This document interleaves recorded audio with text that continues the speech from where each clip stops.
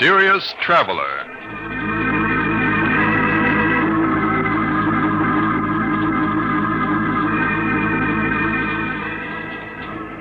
This is the Mysterious Traveler, inviting you to join me on another journey into the realm of the strange and the terrifying. I hope you will enjoy the trip, that it will thrill you a little and chill you a little. So settle back and get a good grip on your nerves, if you can.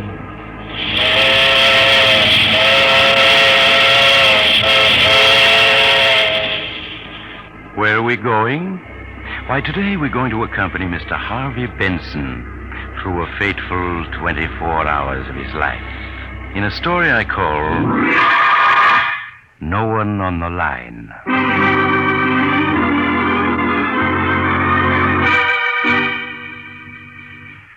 Our visit with Harvey Benson begins on a Wednesday evening in summer. Harvey, a self-made businessman, is smoking a cigar and reading the paper, while his wife, Linda, reads a book. It's really quite a picture of peaceful domesticity. Well, that's that. Nothing much in the paper tonight, dear. It's too bad your poker game tonight fell through, darling. I know how you look forward to Wednesday evening. Oh, well, it doesn't matter. Good book you're reading? Oh, yes. Yes, it's very exciting. It's a new murder mystery everybody's talking about. I would have guessed it was rather dull from the way you've been looking at the same page for 10 minutes now. Oh, was I? I must have been wool gathering. Well, I guess I'll go... Oh, the phone. I'll get it, Linda. No, sit still, Harvey. You're tired. I'll answer. No, I insist, my dear. Hello. Hello. Hello. That's funny. No one on the line. Well, how strange. Maybe the phone's out of order. No, I heard the click as someone hung up when I answered. Oh, but it's not worth wondering about. It's getting late. What do you say we turn in?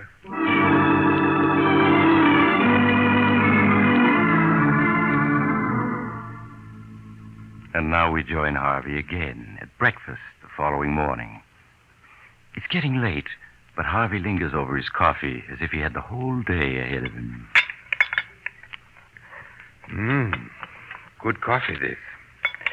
Pour me some more, will you, darling? Of course, Harvey. But, shouldn't you be leaving for your office, dear? Oh, there's plenty of time. But it's almost 9:30. You seem very anxious to get me to the office, Linda. You're not trying to get rid of me by any chance. Oh, well, of course not. But you said you had an important appointment this morning, and I yes, just but thought... the fellow will wait. Mighty good coffee, this. Harvey, is there anything wrong? Anything wrong? Yes. You seemed a little odd the last day or two, and this morning. And what's the matter with me this morning? Oh, I don't know that anything is, but you do seem a little strange. Strange? In what way, Linda, my dear? Oh, I'm sorry if I've said anything to annoy you, but... Oh, I'll answer it. Still, Linda, I'll answer it. But, Harvey, it's probably... I said I'll answer it. Maybe a call I've been expecting. All right, Harvey. Hello? Hello? Hello? Strange, there's no one on the line. Same thing that happened last night. Well, how peculiar. Oh, but that phone must be out of order. Yes, I suppose so. Yet I could swear I heard someone hang up when I answered. Oh, you must have been mistaken, darling. I suppose so. You better give the company a ring, Linda. Yes, I will, Harvey, right away. Good, and now I do have to be going. See you tonight, darling.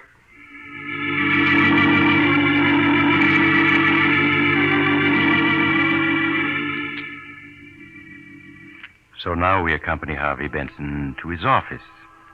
Because we're spending one complete day with him, remember? His office is large and luxurious, reflecting the success Harvey Benson has achieved in the world by hard work and constant vigilance. Once arrived there, Harvey plunges into his work. Until shortly before noon, the sound of the inter-office phone arouses him. Excuse me, Mr. Benson. Oh, yes, Miss Johnson? Mr. Mungo is here to see you. Shall I send him in? No, ask him to wait. I'd like to see you for a moment first, Miss Johnson. Certainly, Mr. Benson. I'll be right in.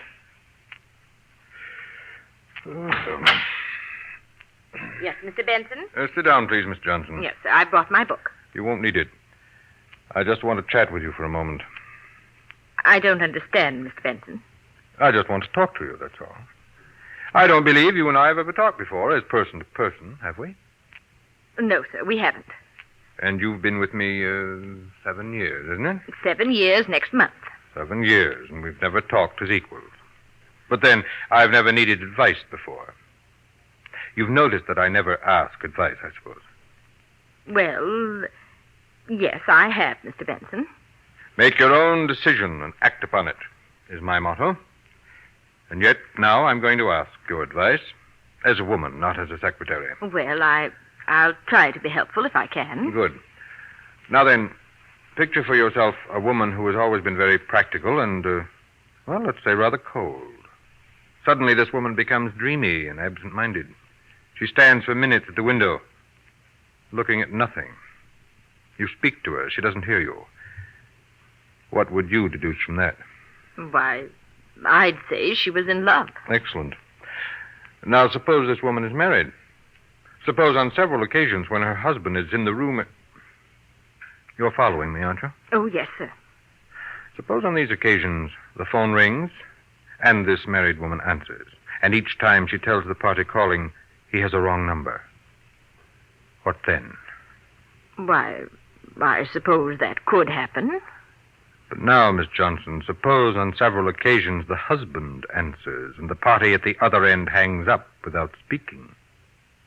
Why, it sounds like someone trying to call the wife without her husband's knowing about it. Exactly.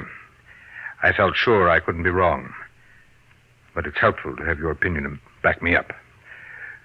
Thank you very much, Miss Johnson. Why not at all, Mr. Benson. And now, please send in Mr. Mungo. Yes, sir, right away. Mr. Benson will see you now. Okay, sister. Good morning, Mr. Benson. Come in, Mungo, and close the door. Sure, Mr. Benson. Sit down. Yeah, sure. You have the information for me? Everything's right here in my report. Good, let's have it. I checked thoroughly on the 4 names you suggested. And which one was she meeting? I only witnessed one meeting, Mr. Benson. The other time, she gave me the slip. Then you don't know your business. Well, what she did was go to Duke and Baker's department store, take a dress into one of the fitting rooms, and then leave by another door. I couldn't very well follow her there. You should have managed it somehow. Never mind that. What did you learn? I'll give you the general report first before mentioning names. All right, do so, but don't dawdle about it. Yes, Mr. Benson.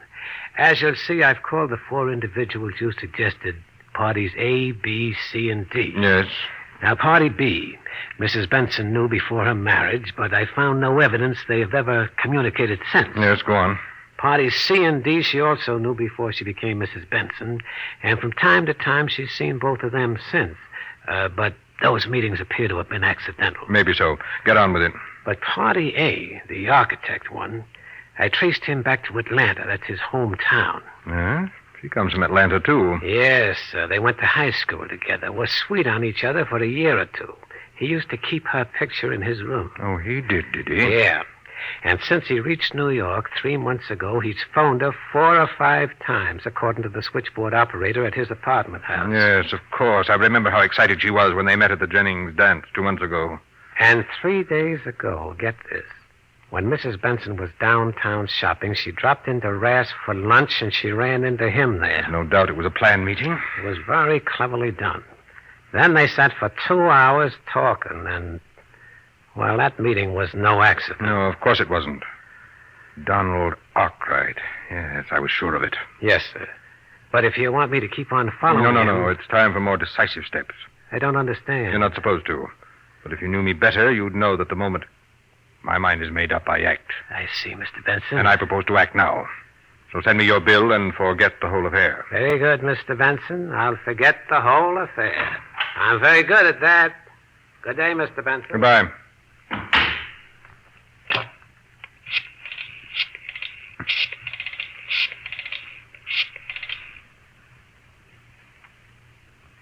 Hello, Donald Arkwright speaking. Oh, hello, Arkwright. This is Harvey Benson. You remember me, Linda's husband? Yes, of course, Mr. Benson. How are you? Fine, thanks. I'm calling because I need an architect. Oh, and you wanted me Yes, to... I'm going to put up a summer place out on Long Island, and I wanted you to draw the plans. Well, that's great, Mr. Benson. Now, what kind of sight have you? I'll do better than tell you. I'll show it to you. That is, if you're free to drive out with me this morning. Well, I do have an appointment. Cancel it. This will be well worth your while, I assure you. Well, all right, I will, Mr. Benson. Good. Then I'll pick you up in my car. Say about 45 minutes. All right, that'll be fine. I'll be looking for you. Good. I'll see you shortly then. We'll have lunch on the way. Miss Johnson, Yes, Mr. Benson? I'm leaving for the day. Cancel any appointments I may have.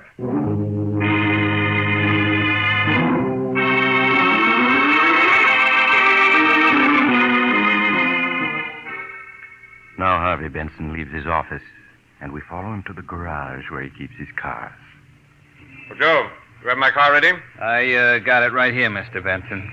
But look, don't you want to take the new coupe? No, I said I wanted the sedan. Yeah, sure, but since that little accident Mrs. Benson had, the sedan ain't in too good a shape. It'll do for today. Yeah, but what I'm getting at is it ain't safe. I'm not worried. You put in plenty of gas? Yep. 5 gallons, Mr. Benson. Well, look now, don't take no chances with them brakes. They don't hold worth a cent. I'm aware of that. And that right-hand door, it sticks something terrible. What of it? What do you care? Oh, I just thought Well, I'd tell don't. you.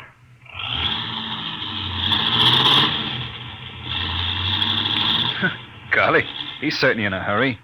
With them brakes the way they are, he'll kill somebody if he ain't careful.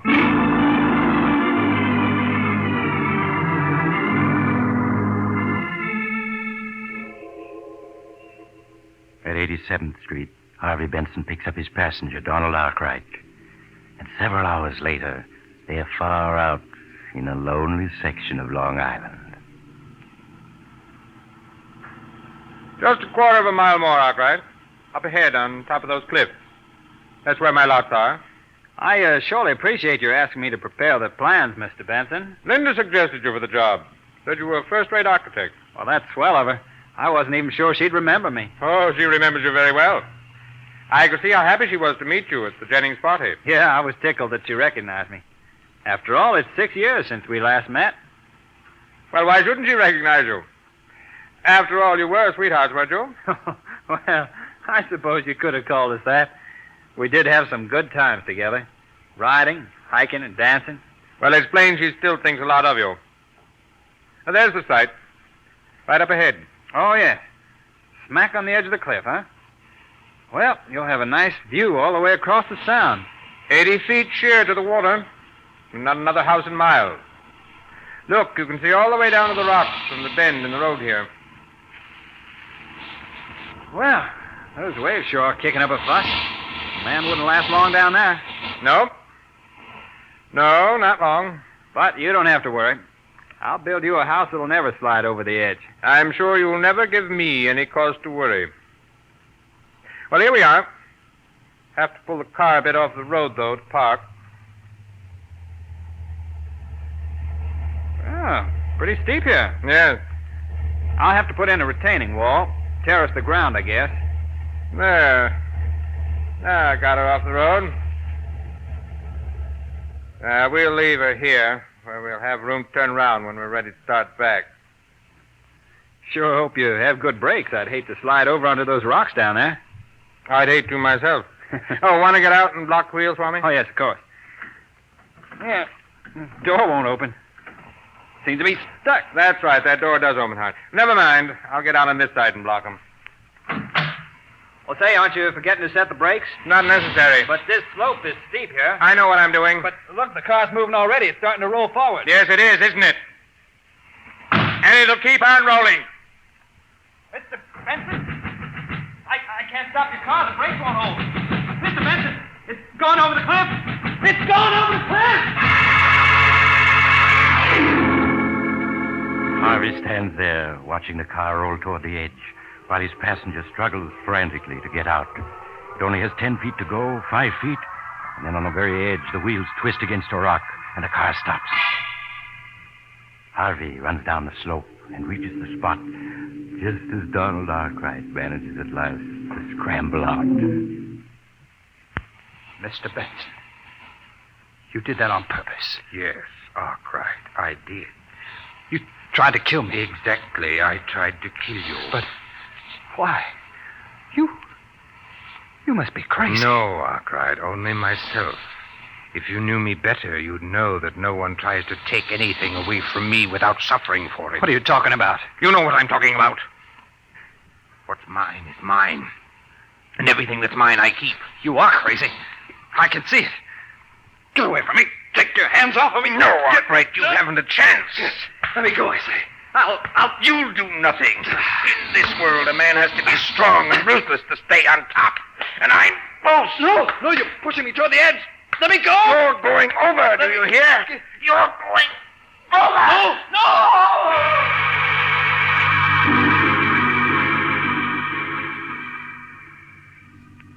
For a moment, Harvey stands, glaring down at the white-capped waters that have received his victim.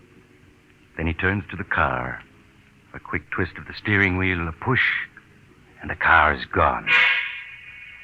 Then Harvey turns away, back to the road.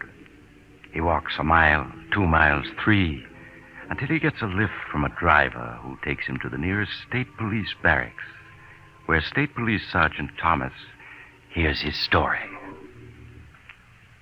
Mr. Benson, you say you got out of the car to block the wheels, and the car started rolling forward? Yes, Sergeant. Arkwright tried to open the door, but it stuck. The car was at the edge by the time he got it open. He jumped, but he was too late. I see. All right, I have the details straight. It was horrible, Sergeant. He was my friend. There was nothing I could do to help. Nothing. Yes, I understand, Mr. Benson. You were quite alone at the time? No witnesses? No, we were miles from the nearest house. Why do you ask? Well, because there's a Boy Scout camp about a mile from there, Mr. Benson. I thought some of the boys might have been within sight. Oh, no. There wasn't anyone in sight. I see. Well, I guess that's all, Mr. Benson. It's just about dark now, so we probably won't recover the body before tomorrow. I'll notify you the minute we do, so you can identify your friend.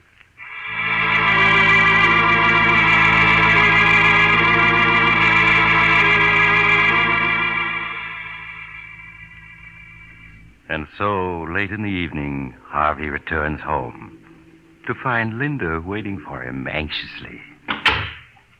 Is that you, Harvey? Yes, my dear, it is. Well, I waited in as long as I could, and then I went ahead and ate. Shall I fix you something now? No, thank you. I've eaten. Let's sit down, Linda. I'd like to talk to you. Why, of course, Harvey. Did you have the phone fixed? The phone? Oh, no, I called the company, but they said there was nothing wrong with it. I see. Well, they were quite right. I discovered that the trouble was from another source. I don't think I understand you, Harvey.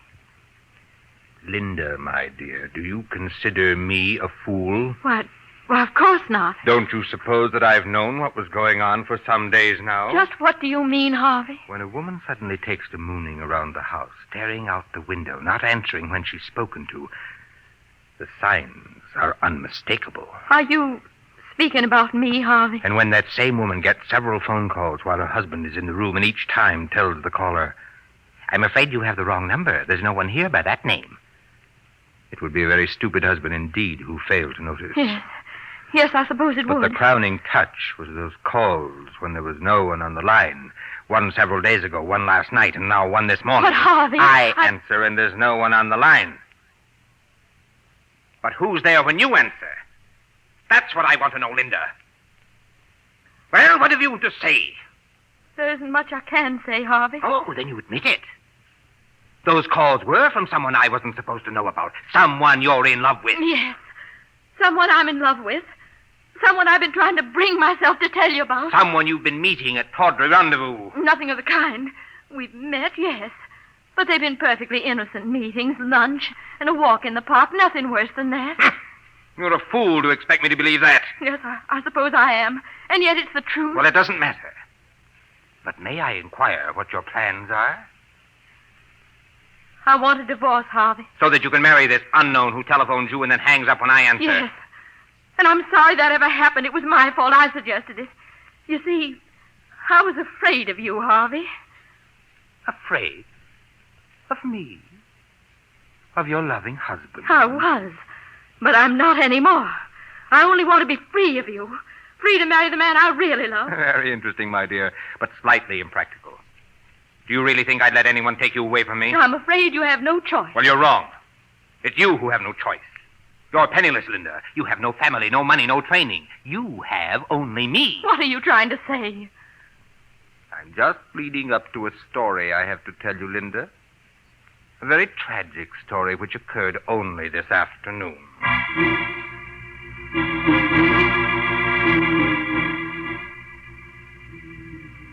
And so Harvey tells Linda the story of the afternoon's events. Well, not the true story, of course, but she guesses the truth as he speaks and recoils in horror when he is finished. Oh, you've killed him.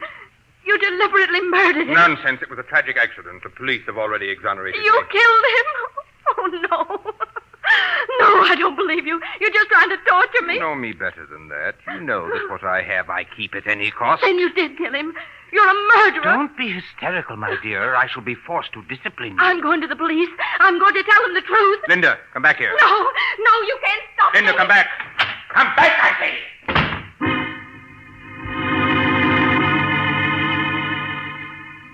Linda is gone before Harvey can get to the door. Harvey pauses, irresolute. Then he shrugs, turns back, sits down, lights a cigar.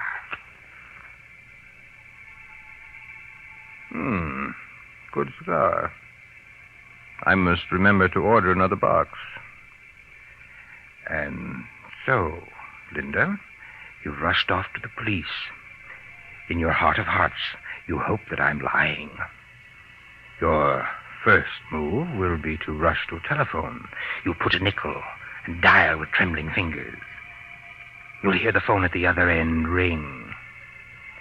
And with beating heart, you'll wait, hoping against hope that Donald Arkwright will answer. But he won't. And then you'll know I've told the truth. Then, will you come back first, or will you go on to the police? I rather think you'll go to the police, for you are excited just now. And you'll return with a detective or two. I shall have to explain to them, tell them of your hysterical spells. Then you and I will be left alone. And in a day or two, I think we'll leave on a little trip. Yes, up to my hunting lodge, where we can be alone there. And we'll get to know each other well again. Very well. And in the future... the bell. So you're back already, Linda. I guessed wrong. Just a moment, my dear. I'm coming. Harvey crosses to the door, opens it, and recoils in surprise. Good evening, Mr. Benson. Well, if it isn't Sergeant Thomas. And I see my wife is with you. Yes, we met in the lobby. She came back up with me. I'd like to come in. Why, of course. After you, Mrs. Benson. These other men will wait out here. Thank you, Sergeant. And now do sit down, Linda. And you too, Sergeant. Oh, cigar. No, thanks. We might as well waste no time, Mr. Benson. We've recovered your friend's body. Already? But surely you didn't come here to tell me that. They know you killed him, Harvey. They know. Please, Linda. You must forgive my wife, Sergeant. She's overwrought. I suppose she's been babbling some nonsense or other to you? She told me a story. I don't think it's nonsense. Of course it is. She's hysterical. But there were witnesses, Harvey. There were witnesses. What? That's absurd. There was no one within miles. Except a camp of Boy Scouts. 4 of them with a scoutmaster were lying in the grass half a mile away when you drove up. They were watching for birds with field glasses. You're lying. And with natural curiosity, they turned their glasses on you. They saw your struggle on the cliff. No, you're lying. They went to another police barracks to report, or I'd have been here sooner. Here are copies of the affidavits they signed. Affidavits? Yeah. Look them over. Affidavits. 5 of them. Yes, they seem to be in order. So there were witnesses. I dare say their evidence is unshakable. You haven't a chance, Benson. Well, those men outside are city detectives. Are you going to come quietly? Yes. Why not? What else is there to do? You're caught, Harvey, and I'm glad. Yes, I'm caught. But precious little good that'll do you, Linda, Because he's dead, do you hear? Donald Arkwright is dead. Donald Arkwright. Yes. You wonder how I knew it was he, don't you? Well, I hired a private detective. Oh. And he discovered that Arkwright had been phoning you, that you'd been slipping away to meet him. He managed to follow you to one of those innocent luncheons. That luncheon. But that meeting was an accident. A very clever accident, but not clever enough to save Arkwright, because he's dead, do you hear? And no matter what happens to me, I've beaten you. You're insane. You always have been with your lust for power, and I never guessed it till now. Fine words.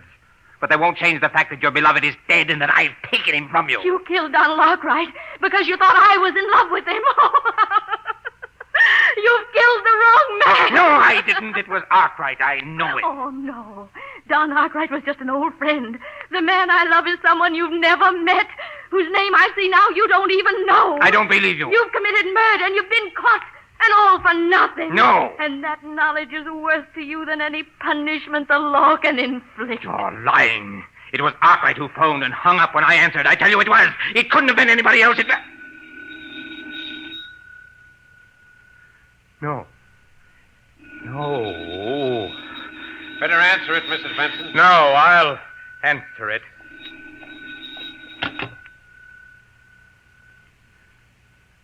Hello? Hello? Hello!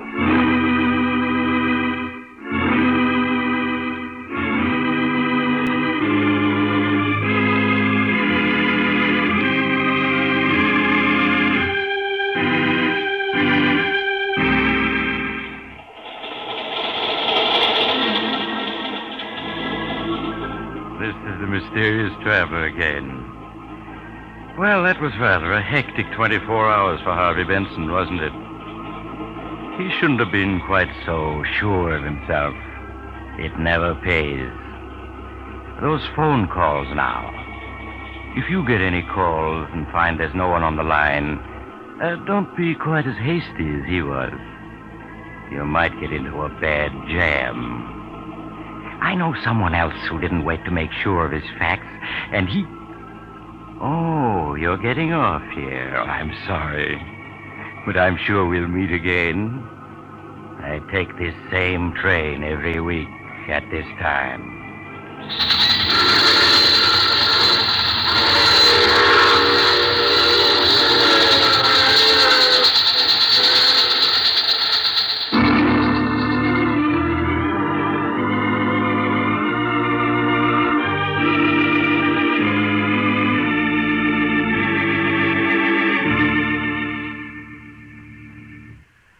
You've just heard The Mysterious Traveler, a series of dramas of the strange and terrifying.